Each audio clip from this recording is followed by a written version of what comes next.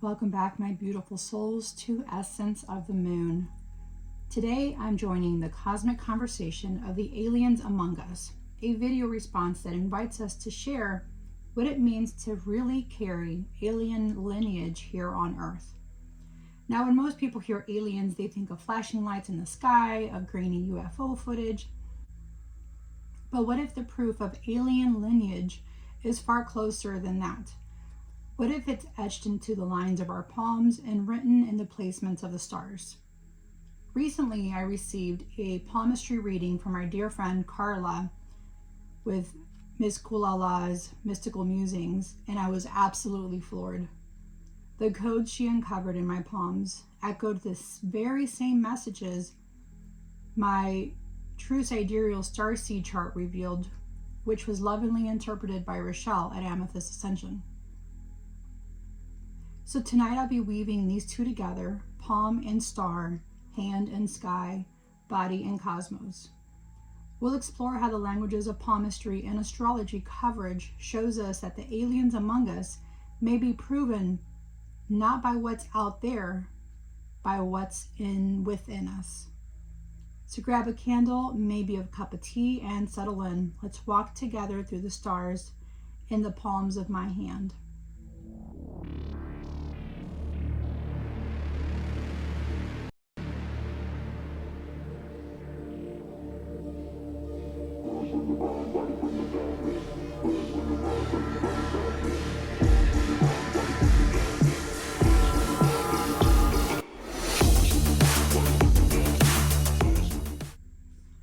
Hello and welcome back.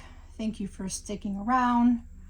The book I have in front of me is called The Extraterrestrial Species Almanac, The Ultimate Guide to Greys, Reptilians, Hybrids, and Nordics by Craig Campobasso. This was recommended by Rachele, Carla, and Courtney. So, palmistry is often misunderstood. People think it's fortune telling, some carnival trick to predict your future, but the deeper tradition sees palmistry as a symbolic language. The hand as a mirror of the soul's journey. The mounts, lines, and needles, and even the subtle markings are reflections of our energy, purpose, and sometimes even memories carried across timelines. Astrology works in the same way. Even when we look at our starseed birth chart, especially as True Sidereal chart, we're not just looking at personality traits. We're seeing soul contracts written in the starlight. It's a map of where we come from and what lessons we've agreed to carry into this life. Talk about lessons. Now here's the part that really shook me. When I placed Carla's palmistry reading side by side with Rachele's starseed chart reading, they lined up perfectly. My hand shape, the spirals and markings in my palm all mirrored my astrological placements. Fire and water in my hands echoed the Virgo stellium and Aries moon in my chart. The spirals etched in my palm echoed Neptune and Ophiuchus. Two different languages, two different readers, one story. And it's the coverage that became proof for me, proof of the aliens among us. Have you ever noticed something similar in your own life? Maybe a palm marking that resonates with your chart, or a synchronicity between your body and your soul map? I'd love to hear in the comments below. Okay, so Carla identified my hand as a fire-water hybrid. Fire hands bring drive, energy, and passion, while water hands bring intuition, empathy, and sensitivity. This combination is rare. It creates a person who burns brightly with purpose, but also feels deeply, often too deeply. That is definitely me. In my chart, this mirrors perfectly with my Virgo 12th house stellium, the mystic, the healer who works in hidden ways, paired with an Aries moon, the sacred fire of the wounded healer. Together, this shows a being who bridges worlds, passionate, intuitive, but never quite at home. Definitely me. And that's a classic starseed marker who belongs everywhere and nowhere at once. I've always said that. And I've always said it in Spanish, ni de aquí, ni de allá, which means not even from here nor from there. I don't know why I've always said that, and now it's making sense. But in my childhood, I've always felt different, like I didn't belong. I've always was just so, not really emotional, but someone who felt very deeply everything. Since I was a little girl, I can remember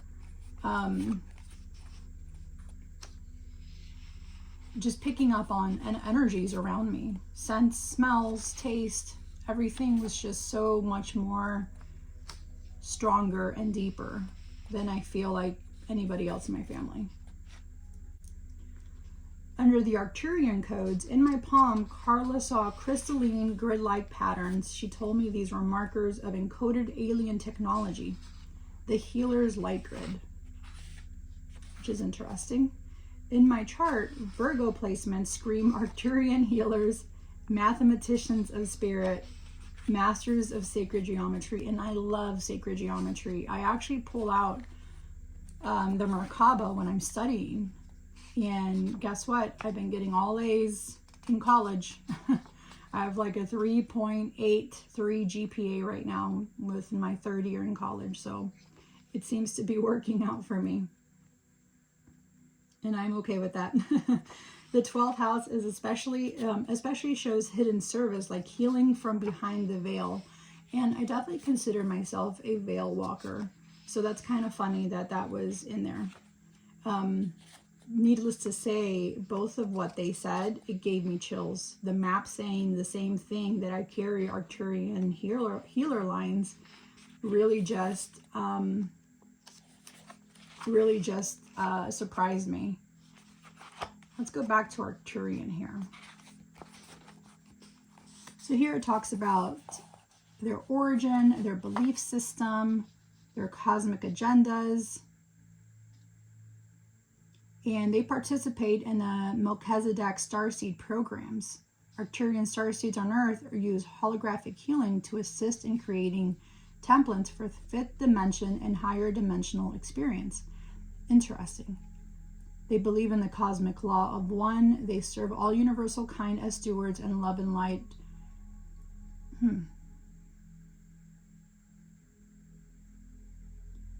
They are governed by a council of elders.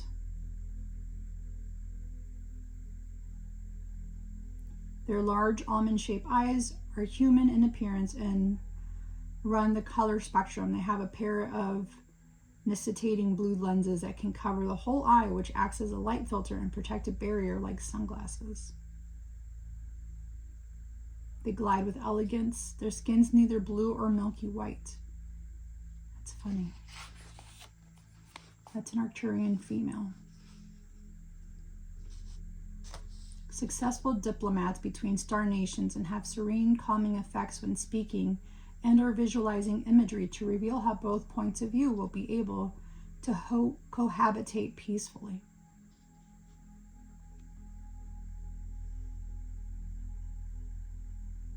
Technology advancements, supreme spiritual elevation. Interesting.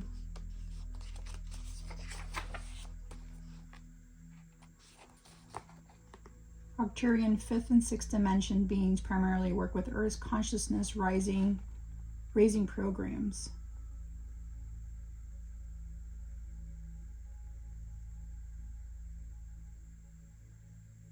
I like this.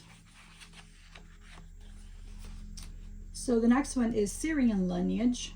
So my palm shows lines of guardianship and sacred duty, a protector's marking. Carla said they spoke of temple keeper energy.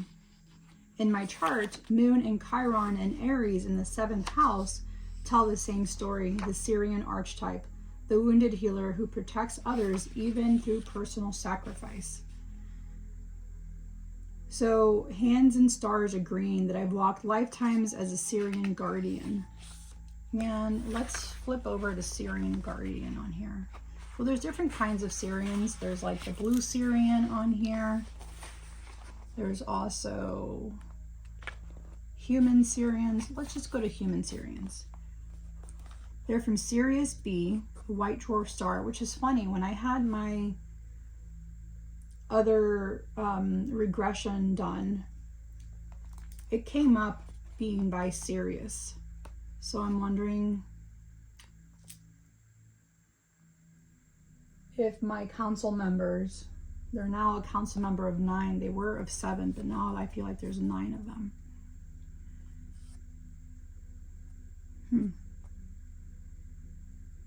Human Sirians follow the cosmic law of one. They are conscious of their higher self and transcendental reality of the oneness of all creation.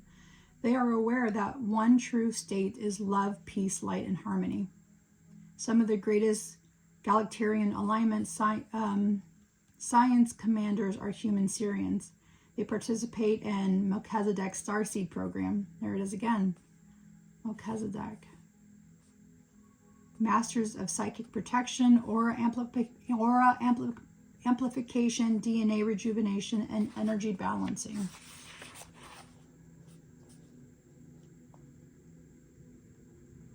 They have same Galacturian healing technologies as other star nations, but they have created some unique technology of their own.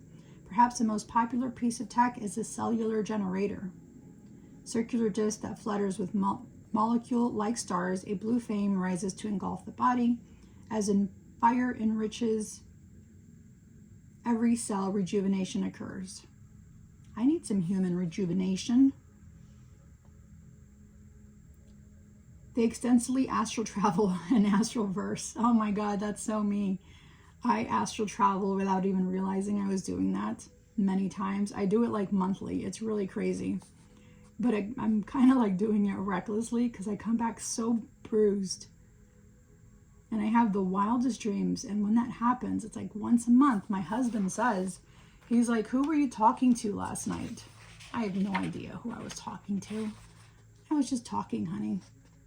But it's usually when I'm astral traveling. That's so funny. That's so funny.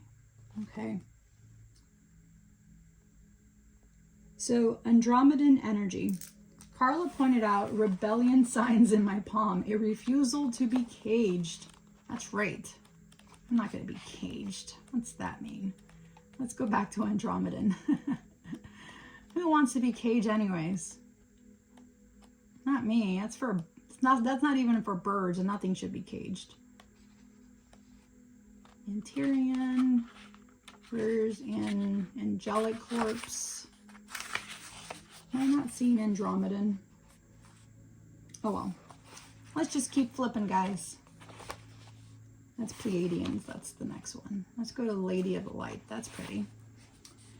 So Carla pointed out rebellion signs in my palm, a refusal to be caged, and insistence on freedom. That's right, Carla. That's right. Astrologically, my 12th house placement plus Mars in Taurus screams rebellion against systems of control. I crave liberation, not just for myself, but for others. And that's so very true. I hate to feel restricted, like we're wearing restricted clothing. Like it makes me so uncomfortable and I just can't stand it. It's just the weirdest thing. So the Andromedan energy, the soul that challenges structures, breaks chains, and seeks new worlds. And I'm definitely one that's refusing to conform, hence being a witch and being the first one in my family in this lifetime, with my immediate family, meaning my siblings, to say, I'm a witch. And breaking free of those expectations that was placed on me. Like I refuse to be put in a bubble with my siblings. It's just not happening.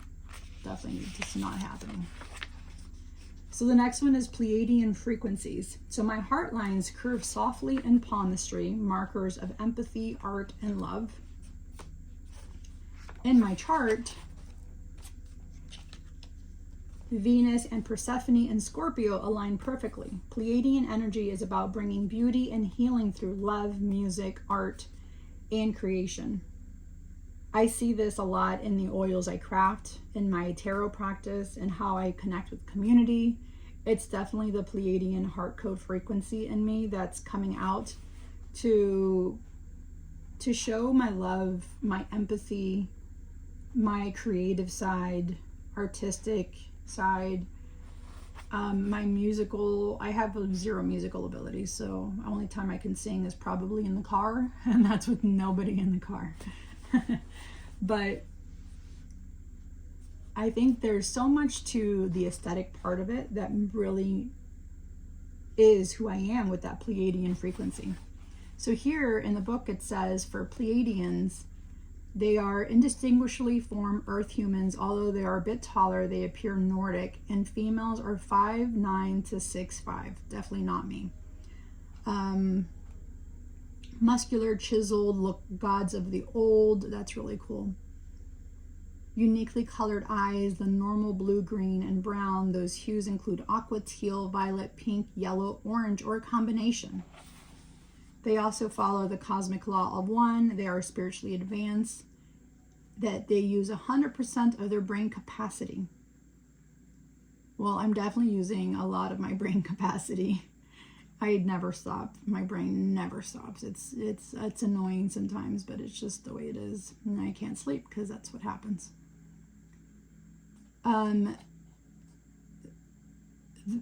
They're known that the soul is a living library. So that's the Akashic records. All we have to do is pull our book from our shelf and turn the pages to find the answers that we seek. The living library of Akasha was built by the energy of one. Therefore, it was structured by all. Every soul is its own recorder and stores its information in the library. And that's pretty funny because I'm huge on past lives and turning to my Akashic record. I never even knew I could naturally get into my Akashic records until Linda D. Gonzalez said, Selena, you don't need me for help.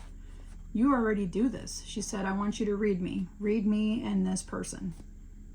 And I read whatever came to my brain, whatever just blurted out of my mouth. And she said, you are 100% accurate. That's who me and this person are and have been in past lives. So I didn't even know I could do that.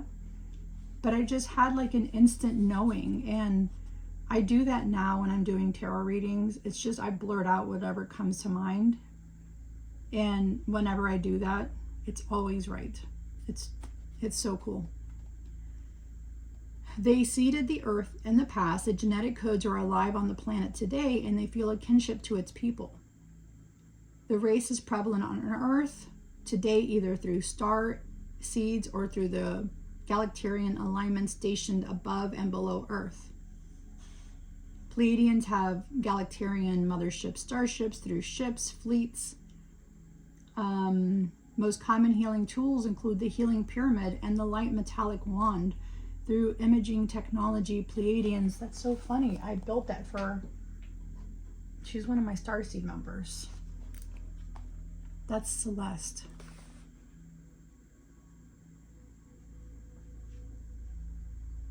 That's what her wand looks like that I made, that I channeled when I was trying to draw her.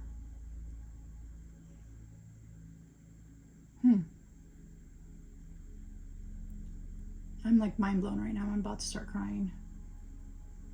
That's so weird. That kind of looks like it could be Celeste. Wow. Okay. Yeah, that's just really, that really hit me, guys. I didn't realize I was doing that.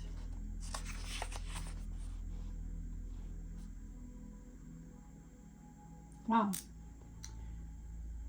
Okay, so the next one is Ophiuchus Serpent Priestess. I like the way that sounds, Rachele. Carla saw spirals and crosses in my palm, signs of serpent wisdom, initiations of death and rebirth. And death and rebirth, I actually have a ritual that I do for death and rebirth with the Mexican gods. And that's kind of funny that that came up.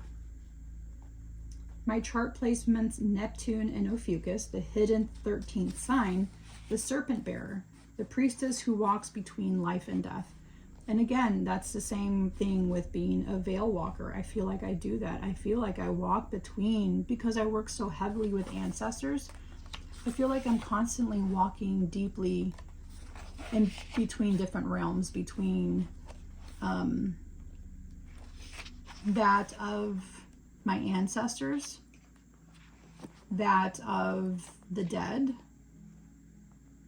and speaking to them, as well as here now on Earth. So cool. And Plutonian Nibiru codes. Finally, Carla noted markings of intensity, transformation, descent, death, and rebirth themes. Astrologically, this is confirmed in Scorpio placements, especially Venus and Scorpio. These are underworld initiations, Plutonian codes of descent. Did I look at Plutonian?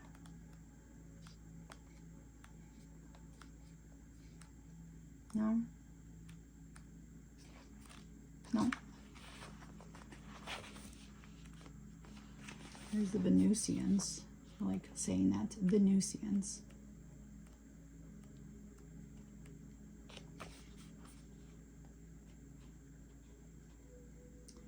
I've lived these cycles in this lifetime, times of breaking down and rising again. Proof of the cosmic ink. Proof of the cosmic ink written in me.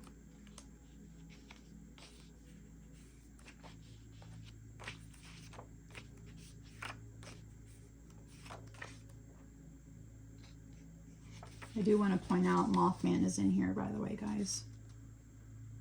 Talks about an abandoned hybrid created by extraterrestrials or government geneticists. What do you think? Definitely alien.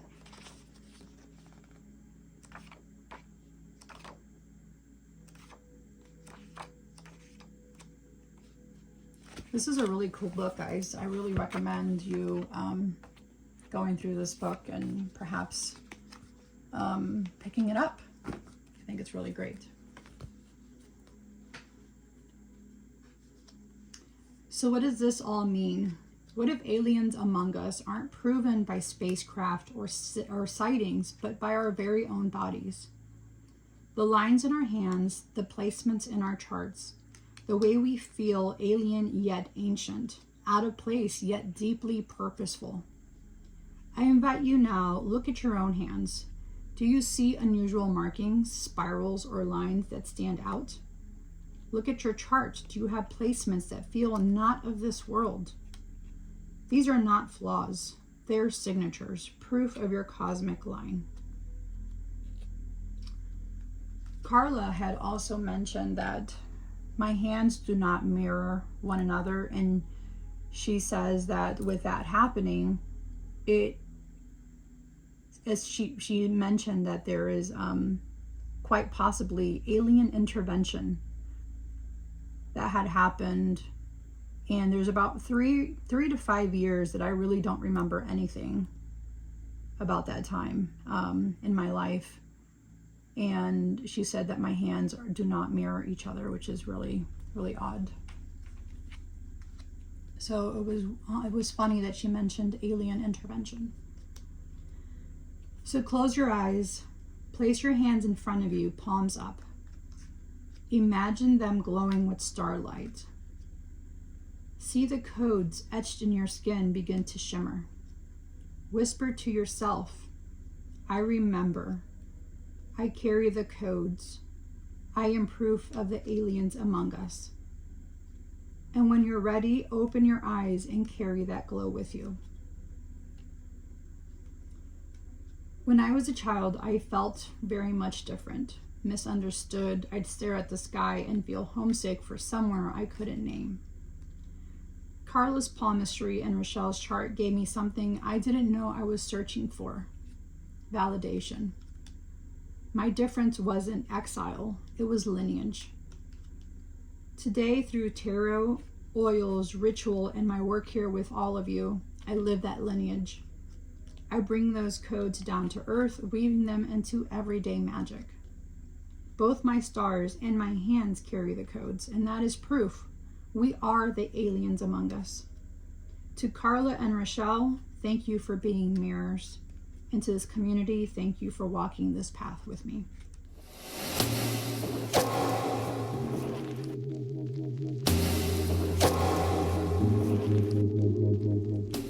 Thank you, my beloveds, for joining me tonight in this exploration of both Palm and stars. For this VR, I leave you with a question. Where do your alien codes show up? In your hands, your stars, your dreams, or your heart? If you create your own The Aliens Among Us #response, please tag me. I would love to see your story. But also tag Rachele, Carla, and Courtney. I will put all their information down below. And if you feel deepen into your own cosmic codes, I'd be crafting oils inspired by these star lineages in my KoFi shop. You'll find that link below as well. Don't forget to subscribe for more witchy wisdom, tarot reflection, and cosmic journeys with your moon keeper, Essence of the Moon. Place your hands over your heart. Take one deep breath with me.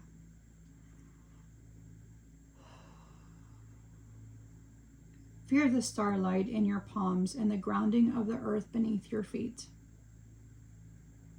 May the stars remind you of your origins, and may the moon keep you always.